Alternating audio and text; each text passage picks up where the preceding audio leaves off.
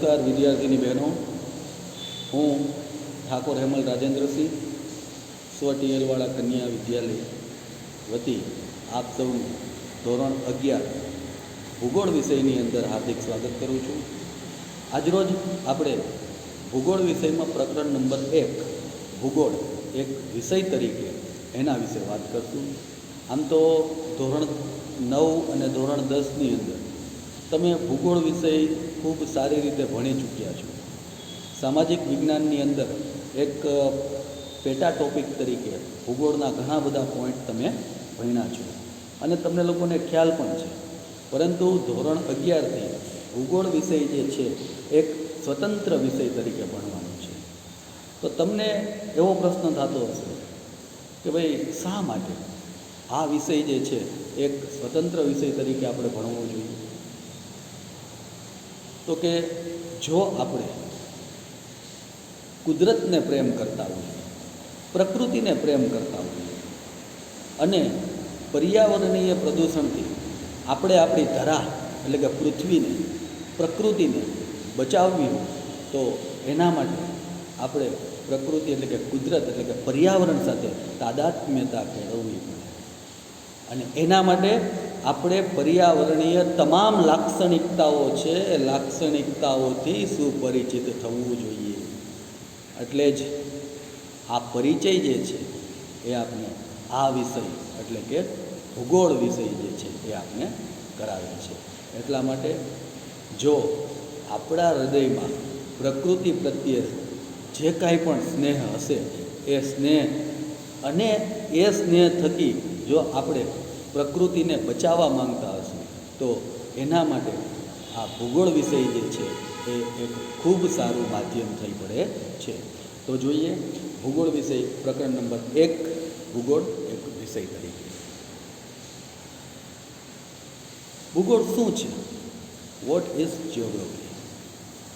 હા, ભૂગોળ વિષયને અંગ્રેજીમાં શું કહેવાય છે? જિયોગ્રાફી.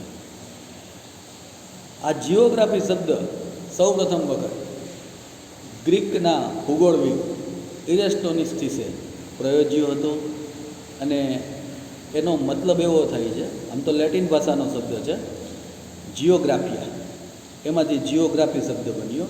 અહીંયા શબ્દને જો સંધિ છૂટી પાડીએ તો જીઓ એટલે પૃથ્વી અને ગ્રાફિયા એટલે વર્ણન કરવું. એટલે કે પૃથ્વીનું વર્ણન કરતું શાસ્ત્ર એટલે કે વિજ્ઞાન, જેને આપણે શું કહીએ છીએ? ભૂગોળ. જો વ્યવસ્થિત વ્યાખ્યાયિત કરવું હોય તો પૃથ્વી સપાટીનું પદ્ધતિસરનું વર્ણન કરતું વિજ્ઞાન એટલે ભૂગોળ. ફરી બાજુ કોને કહેશે ભૂગોળ?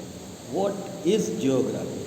તો કે પૃથ્વી સપાટીનું કેવું? તો કે પદ્ધતિસરનું વ્યવસ્થિત વર્ણન કરતું વિજ્ઞાન એટલે ભૂગોળ.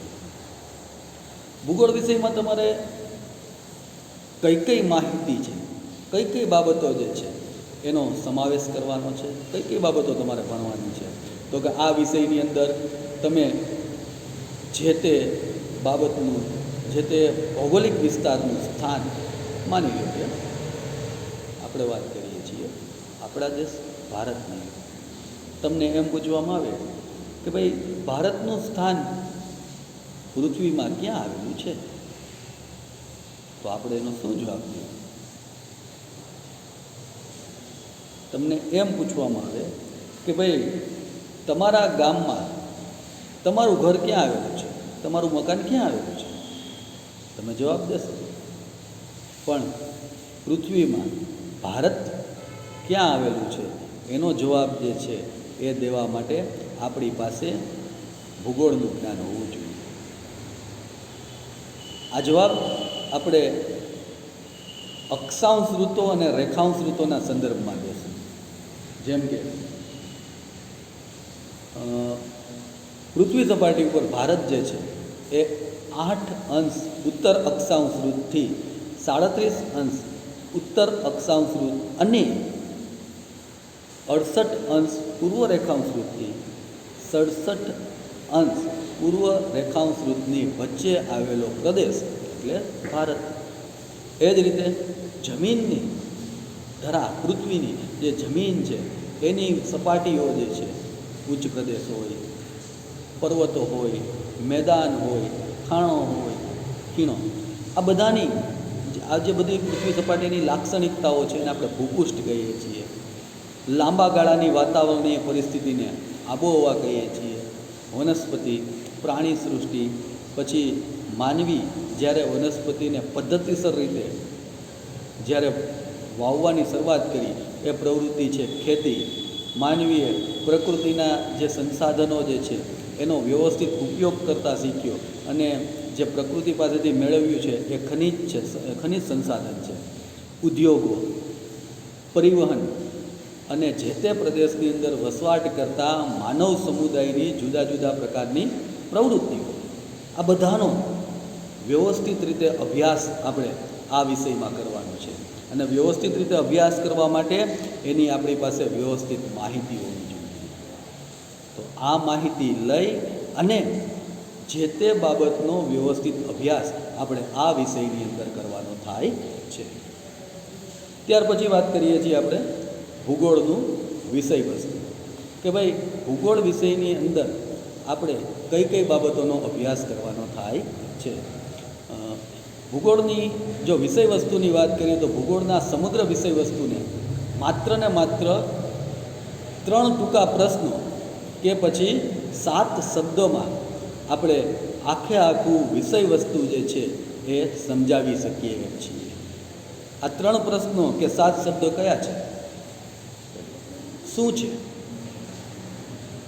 What is. બીજું ક્યાં છે? Where is. અને ત્રીજું શા માટે છે? વાય. આ 3 પ્રશ્નો જે છે એનું નિરાકરણ મળે એટલે ભૂગોળનું વિષય વસ્તુ જે છે એ પૂર્ણ થાય. શું છે? તો કે ભાઈ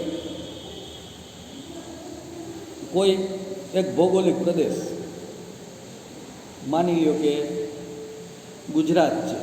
ગુજરાતનો સૌથી ઊંચામાં ઊંચો ભૂપૃષ્ઠ ધરાવતો વિસ્તાર કયો? શું છે? બીજું ક્યાં આવેલો છે? તો કે જૂનાગઢમાં આવેલું છે, ગિરનાર. શા માટે છે? એવી કઈ ભૌગોલિક ઘટના બની હશે કે જેને કારણે ગિરનાર જે છે એ જૂનાગઢની અંદર અસ્તિત્વમાં આવે? બીજા કોઈ વિસ્તારો કેમ નહીં? બસ એટલું સમજી લઈએ એટલે ભૂગોળનું સમગ્ર વિષય વસ્તુ જે છે એ આવી જાય છે. બીજી વાત કરીએ ભૂગોળના કાર્યક્ષેત્રની. ભૂગોળના કાર્યક્ષેત્રની અંદર મુખ્યત્વે 2 તત્વોનો સમાવેશ થાય છે. પહેલું જે છે એ છે પ્રાકૃતિક તત્વો, જેનું સર્જન કુદરત દ્વારા થયું છે. અને બીજું છે સાંસ્કૃતિક તત્વો. આ એવા તત્વો છે કે જેનું સર્જન માનવી દ્વારા થયું છે. જો વાત કરીએ આપણે પર્વતની, તો પર્વત જે છે એ પ્રાકૃતિક તત્વ છે. અને વાત કરીએ જો આપણે ખેતીની, તો ખેતી જે છે એ માનવ સર્જિત એટલે કે સાંસ્કૃતિક તત્વ છે. પણ આ બંને તત્વો જે છે એમાં કેન્દ્ર સ્થાને કોણ છે? તો કે માનવી છે, માનવ છે. આ બંને એટલે કે બંને તત્વો માનવને કેન્દ્ર સ્થાને રાખી પૃથ્વી પર આકાર લેતી પ્રત્યેક ઘટનાને સમજાવે છે. આ બંને તત્વો તો છે જ, પણ આ બંને તત્વોમાં કેન્દ્ર સ્થાને કોણ છે? તો કે માનવી છે. તો માનવીને કેન્દ્રમાં લઈ અને પૃથ્વી સમક્ષ જે કાંઈ પણ નવી ભૌગોલિક ઘટના બને છે એ ભૌગોલિક ઘટનાને સમજાવવાનો પ્રયત્ન કરે છે. ત્યાર પછી છે ભૂગોળ વિષયની અંદર, જે આ તો તમને ખ્યાલ જ છે, આપણે 5 આવરણો ભણી ગયા છીએ. મૃદાવરણ, જેને ઘનાવરણ કહેવાય છે, જલાવરણ, વાતાવરણ, જીવાવરણ અને છેલ્લું જે છે એ નુવંશ આવરણ.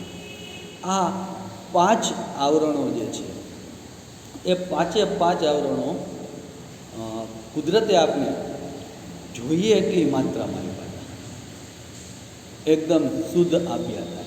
અને તેનો ઉપયોગ કરી અને આપણે આપણું જીવન છે એ ઉન્નત બનાવ્યું. પરંતુ જાણતા અથવા તો અજાણતા આ આવરણો જે છે એ પ્રદૂષિત થવા લાગ્યા, જેને કારણે સમય જતાં પર્યાવરણીય સંકટ ઊભું થયું. જૈવિક સૃષ્ટિનો વિનાશ થવા લાગ્યો અને જેને કારણે ઘણી બધી પર્યાવરણીય સમસ્યાઓ છે એ ઉદ્ભવી.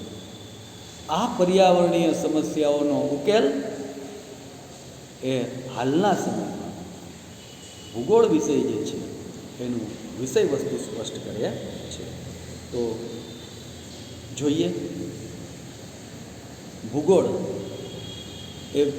વિષય જે છે એ કઈ રીતે અસ્તિત્વમાં આવ્યો અને ભૂગોળ વિષય જે છે અત્યારે કયા ઇતિહાસમાંથી કયા તબક્કામાંથી પસાર થઈ અને અત્યારનો આ જે ભૂગોળ વિષય છે એ નિર્માણ પામ્યો. તો જોઈએ ભૂગોળ એક વિદ્યાશાખા તરીકે. ભૂગોળ વિષય વધુ પ્રાણવાન બનાવવામાં આવે. ભૂગોળ વિષયને વધારે પ્રાણવાન બનાવવામાં આવે. જે ભૂગોળવિદોએ પ્રાચીન સમયમાં ફાળો આપ્યો છે એમાંથી મોટા ભાગના ભૂગોળવિદો છે કાં તો ભારતના હતા, કાં તો ચાઇનાના હતા, કાં તો અરબસ્તાનના હતા અને કાં તો ગ્રીક એટલે કે ગ્રીસના હતા.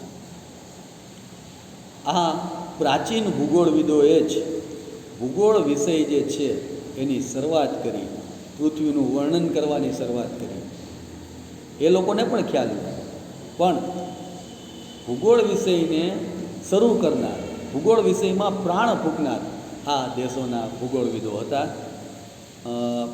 ભારતની વાત કરીએ તો ભારતના પ્રાચીન વેદ અથર્વવેદ, અથર્વવેદની અંદર પણ પૃથ્વી અને તેના લક્ષણો તથા માનવ વસ્તી અંગે ખૂબ જ વિસ્તૃત ચર્ચા કરવામાં આવી હતી.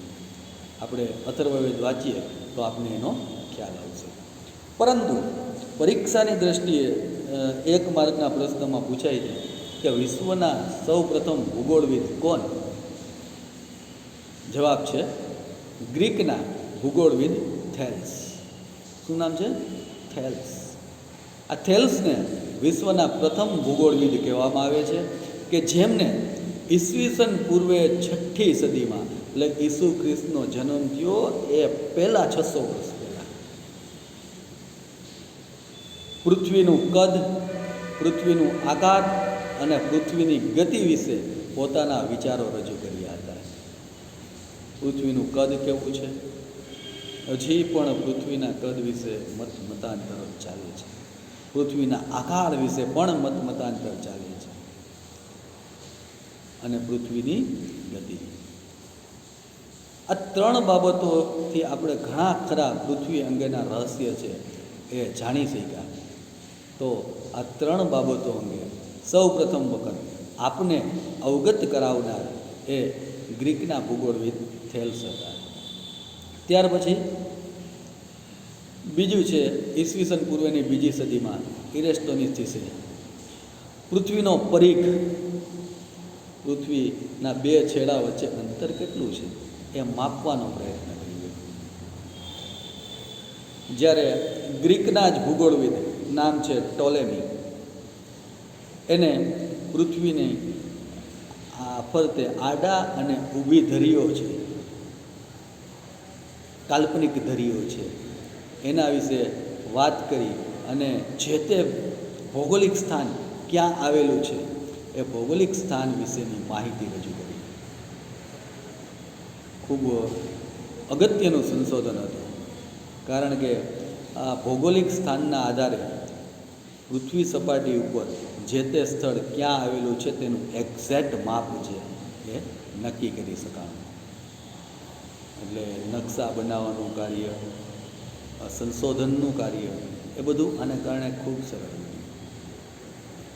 પછી રોમન ભૂગોળવિદ નામ છે સ્ટ્રાબો, તેને 17 ભૌગોલિક ગ્રંથો લખ્યા અને સમગ્ર વિશ્વની ધરા, પૃથ્વીનું વિસ્તૃત વર્ણન કર્યું. ભારતની વાત કરીએ તો ભારતની અંદર આર્યભટ્ટ, જે તમને બધાને ખબર છે કે સૌરમંડળ અંગે પૃથ્વી અને પૃથ્વીને ફરતે 8 ગ્રહો એના વિશે વાત કરી. ભાસ્કરાચાર્યએ ગુરુત્વાકર્ષણ બળ, પૃથ્વીનું ગુરુત્વાકર્ષણ બળ, સૂર્યનું ગુરુત્વાકર્ષણ બળ, એના વિશે વાત કરી. જ્યારે પ્રાચીન ભૂગોળવિદ વારામિહિર એને પૃથ્વીના વ્યાસ સંબંધી વિગતો એ સમયમાં રજૂ કરી. બ્રહ્મગુપ્ત જેને ખગોળ અને જ્યોતિષ વિશે ગ્રંથોની રચના કરી. ખગોળ એટલે બ્રહ્માંડના રહસ્ય અને જ્યોતિષ શાસ્ત્ર જે છે, જ્યોતિષ જે છે એ પણ એક વિજ્ઞાન છે, અંધશ્રદ્ધા નથી, લોજિકલ હોય છે. તો આ ખગોળ અને જ્યોતિષ શાસ્ત્ર વિશે જે ગ્રંથો છે એ બ્રહ્મગુપ્ત દ્વારા લખવામાં આવ્યા. જ્યારે મહાકવિ કાલિદાસે 2 સરસ મજાના કાવ્યો, એક મેઘદૂતમ અને બીજું કુમાર સંભવમ, સાહિત્યની વાત છે, પણ આ કાવ્યની અંદર તેને ભારતની ભૂમિ, ભારતના પર્વતો, ભારતની નદીઓ અને ભારતના જંગલોનું ખૂબ સરસ મજાનું વર્ણન કરેલું હતું. આ ઉપરાંત ઇબ્ન બતુતા જે અરબ ભૂગોળવિદ હતા, તેમણે ભારતની મુલાકાત લીધી અને ભારતની ભૂમિ અને ભારતના લોકજીવન અંગે જે માહિતી જે છે એ મેળવી અને સમગ્ર વિશ્વને રજૂ કરી. આ માહિતી થકી જ યુરોપિયન પ્રજા છે એ ભારતને ભૂમિ પ્રત્યે આકર્ષિત થઈ ગઈ. ઓહો, આટલો સમૃદ્ધ અને વૈવિધ્યસભર દેશ, એને કલ્પના પણ નહોતી કરી. તો ભારતની જે સમૃદ્ધિ જે છે, ભારતનું જે વૈવિધ્ય જે છે, એને સમગ્ર વિશ્વ સમક્ષ જે પ્રથમ વખત પ્રસ્તુત કરનાર કોણ હતા? તો કે ઇબ્ન બતુતા. ત્યાર પછી જર્મનીના ભૂગોળવિદ, હવે જોજો, હવે હું ભૂગોળવિદ શબ્દ બોલું છું, આ બધા આધુનિક ભૂગોળવિદો છે. એવી હમ્બોલ્ટ, કાર્લ રીટર, ઇમેન્યુઅલ ક્રાન્ટ અને ફેડરિક રેટઝેલ, આ બધા જર્મન ભૂગોળવિદો હતા. એમને ભૂગોળ વિષયના વસ્તુ અંગે, પોતાના ભૂગોળના વિષય વસ્તુ અંગે, ભૂગોળ વિષયની અંદર કઈ કઈ બાબતો આપણે ભણવી જોઈએ, કઈ કઈ બાબતોને સમાવેશ થવો જોઈએ, એ અંગે પોતાના વિચારો છે એ પ્રસ્થાપિત કર્યા. અને પછી 1960થી 70ના દાયકામાં ભૂગોળ વિષયને ટેકનોલોજીકલ સપોર્ટ મળ્યો. જુદી જુદી માત્રાત્મક પ્રવિધિઓ અને અદ્યતન ટેકનોલોજી જે છે એનો સહયોગ મળવાને કારણે ભૂગોળ વિષય જે છે એનો પદ્ધતિસર અભ્યાસ જે શરૂ થયો. પછી 1970માં એક ખૂબ જ મહત્ત્વની ઘટના બની. પ્રથમ વખત અમેરિકા અને રશિયા દ્વારા પૃથ્વીની સપાટી પર, અવકાશમાં કૃત્રિમ ઉપગ્રહો પ્રક્ષેપિત કરવામાં આવ્યા, જેને કારણે પૃથ્વી સપાટીના અવકાશમાંથી ફોટોગ્રાફ્સ પ્રાપ્ત થયા. વિજ્ઞાન અને ટેકનોલોજી એટલા બધા આગળ વધી ગયા કે માત્ર ને માત્ર પૃથ્વી સપાટી નહીં, પરંતુ પૃથ્વી સપાટીની નીચે શું છે એના પણ ફોટા પડવા લાગ્યા. અને એના પરિણામે ખનિજના ભંડાર, જળના સ્ત્રોતો અને ઘણા બધા એવા રહસ્યો જે છે, જે ધરાની અંદર, એટલે પેટાળની અંદર રહેલા છે, એની માહિતી આપણને ખૂબ જ સહજતાથી મળતી થઈ. તો આ વાત હતી આપણે ભૂગોળ વિષય જે છે એ એક વિદ્યાશાખા તરીકે કઈ રીતે વિકાસ પામે એની. આના પછીના લેક્ચરની અંદર આપણે ભૂગોળ વિષય જે છે એ એની કેવી કેવી શાખાઓ છે, કઈ કઈ શાખા સાથે ભૂગોળના અનુબંધ રહેલો છે, અને ભૂગોળ વિષય ભણવાના જુદા જુદા અભિગમો જે છે એના વિશે વાત કરવાની છે. ફરી પાછું કહું છું કે ભૂગોળ વિષય જે છે એ ભણવા કરતાં માણવાનો વિષય છે.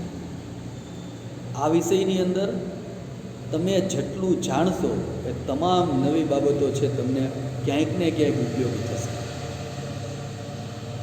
અંતે બીજું કાંઈ નહીં પરંતુ તમામ જે ભૌગોલિક ઘટનાઓ આપણી આજુબાજુ બને છે એનાથી તમે ખૂબ સારી રીતે પરિચય થશો. તો આ તો વાત થઈ ભૂગોળ વિષયની. ભૂગોળ વિષય એક વિષય શાખા તરીકે કઈ રીતે વિકાસ થાય એ અંગે ટૂંક નોંધ તમારે હોમવર્કના સ્વરૂપમાં લખી અને રજૂ કરવાની છે. આ બધી જ બાબતો જે છે આપણે ફેર નોટની અંદર એની એક પાકી નોટ બનાવવાની છે અને એની અંદર તમારે જે જે પ્રશ્ન તમને આપવામાં આવે છે એ પ્રશ્ન ઉતારતા જવાના છે. પ્રશ્નનું નામ છે ભૂગોળ વિષય એક વિદ્યા શાખા તરીકે કઈ રીતે વિકાસ પામ્યો. એના વિશે વ્યવસ્થિત ટૂંક નોંધ તમારે લખી અને જ્યારે સ્કૂલ ચાલુ થશે ત્યારે તમારે રજૂ કરવાની છે. તો આજ પૂરતું તમને બધાને મારા તરફથી ભૂગોળ વિષયનું જે કાંઈ પણ જ્ઞાન આપવાનું હતું તે પૂર્ણ થાય છે. અસ્તુ. જય હિન્દ.